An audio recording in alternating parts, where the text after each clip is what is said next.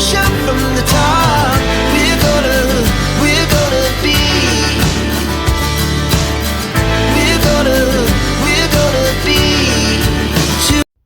Hey guys, welcome back to my channel. If you're new, welcome. My name is Samantha. Make sure you hit that subscribe button. We would love to have you in the fam. This channel is all about music and vlogs, so today's video is going to be all about George Michael and Freddie Mercury. I have a 25 question tag list, so it's like 25 different questions on this list about the two. We'll see if I get to all of the questions. If I don't, then we'll see, but let's go. Okay, so the first question is pretty simple. Are you a fan of George Michael? Absolutely. I love George Michael. On my wall, you cannot see it right now, but I have a giant George Michael poster from the Faith album. It's blue. Love it so much. What is your favorite George Michael song? Okay, so this is kind of hard, but lately I've been obsessed with Fast Love Part 1. This song I used to listen to a lot. Of course, I have every single Wham CD, and I have most of the George Michael CDs. I'm still collecting George Michael stuff as time goes on. However, yeah, Fast Love would probably be one of my favorite songs. I also love Praying for Time. I'm not going to be one of those people who says Careless Whisper or Wake Me Up Before You Go from Wham. But yeah, so absolutely Praying for Time and Fast Love Part 1. Is Careless Whisper one of your favorites? I'm going to have people come for me when I say this. It's a good song, but it's not one of my favorites. Of course, I will sing along to it if someone plays it. I will listen to it. I won't ever skip that song. However, personally, I just like his older, I don't know if you consider older or newer catalog. More of his, like, later 80s stuff. I do really like the fact that Careless Whisper is what really got him and Andrew originally started with Wham. However, of course, it, in my opinion, is a little bit, not overrated, but if you get what I mean. Do you prefer his solo music or his time with Wham? Okay, I prefer both. It just depends on what I'm looking at specifically, because Wham itself had a bunch of good songs. Absolutely love every single album. I really do like a Baby. That's one of my favorite songs. And If You Were There is another one of my favorite songs from Wham. George Michael's solo catalog is also very unique, so in my opinion, because they're so different, they're both amazing in their own ways. Oh gosh, which George Michael era do you connect with most? I really love all of his eras, honestly. Everything between 88 to 91 is probably part of my favorites. Of course, I do like the Patience album a lot as well, but it's kind of hard to pick one era of time to say is my absolute favorite and I connect with the most.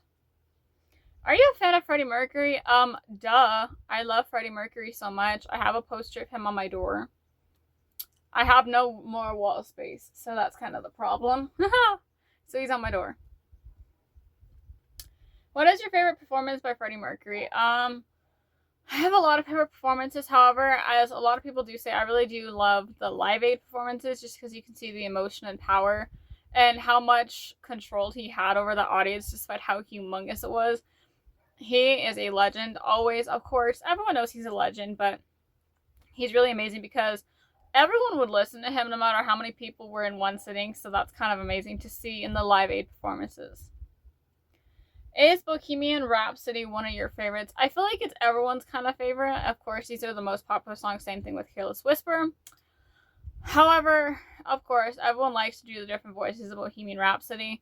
Love the song. Is it my absolute favorite? No. I really do love a lot more the more, more or less popular songs, but some of them are kind of more popular, so. What is your favorite era of Queen? I really like the crazy little thing called Love era, so around like 82 to 84-ish.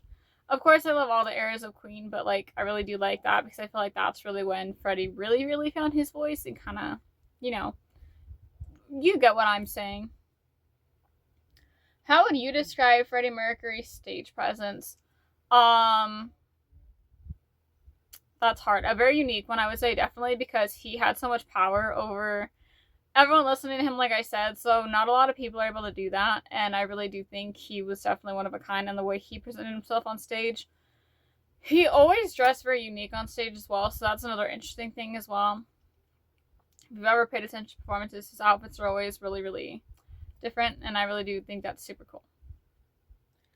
How do their voices compare to you? Okay, so George Michael versus Freddie Mercury.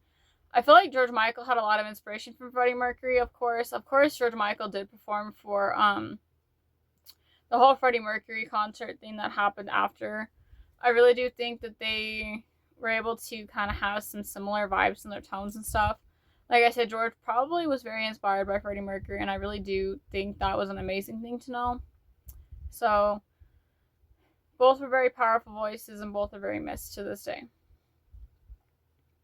Which artist do you listen to more often? I feel like it's a tie. I find myself when I'm listening to George Michael queuing up different Freddie Mercury songs, so then they kind of go hand in hand.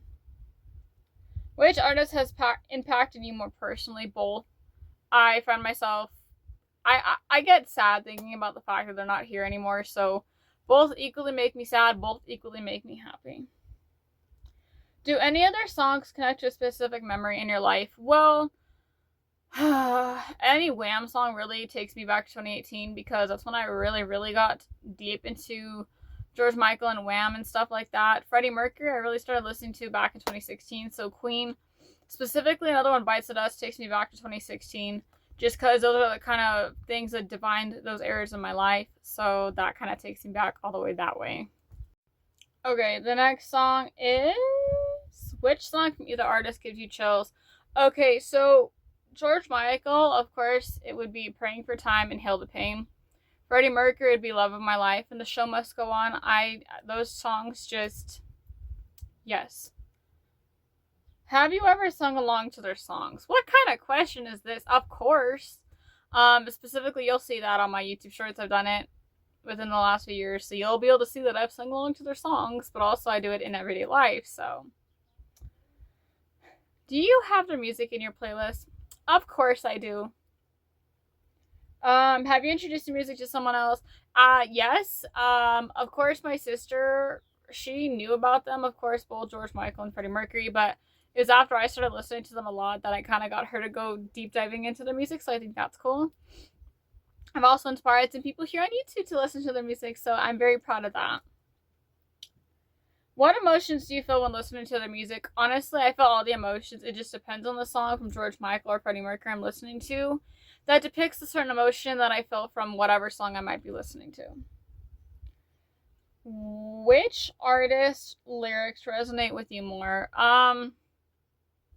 Again, depends on what song I'm listening to, depends on what era of the music I'm listening to, so it all depends on what I'm feeling in the moment, what I'm doing with my time, and everything along those lines. Let's see. If you had to choose one favorite, who would it be? I'm not choosing between the two. I love them both so much, and both of them have absolutely impacted my life in one way or another, so I'm not choosing between the two. What makes George Michael unique to you? His personality, his vocals, the ability he had to make music so unique to the way he was.